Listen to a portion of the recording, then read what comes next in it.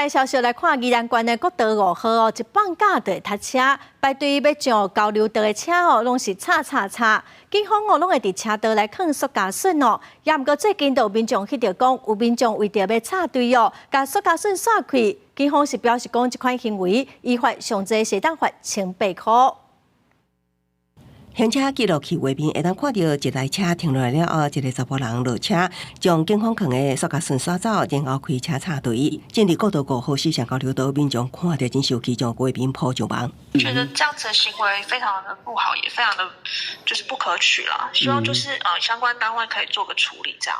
普遍民众认为，这款乌白沙当塑胶笋会互排队的特殊待乱，对守法的民众也无公平。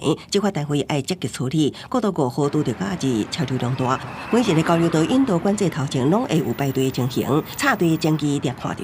那如果真的遇到插队的话，你会让吗？还是？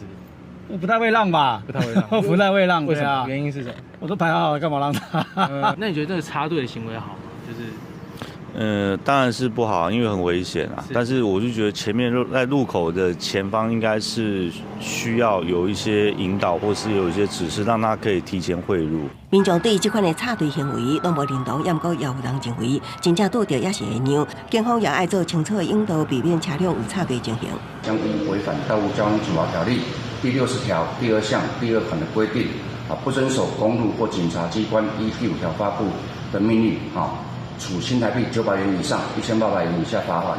警方表示，针对这个民众擅自耍交通塑胶笋插队的情形，但调阅相关影像了后，会以违反道路交通管理处罚条例、无遵守公路，还是警察机关发布命令，处900以上1800以下罚款，估计违规点做1点。警方呼吁用路人配合相关疏导管制，听警方的指挥，以免受罚。记者综合报道。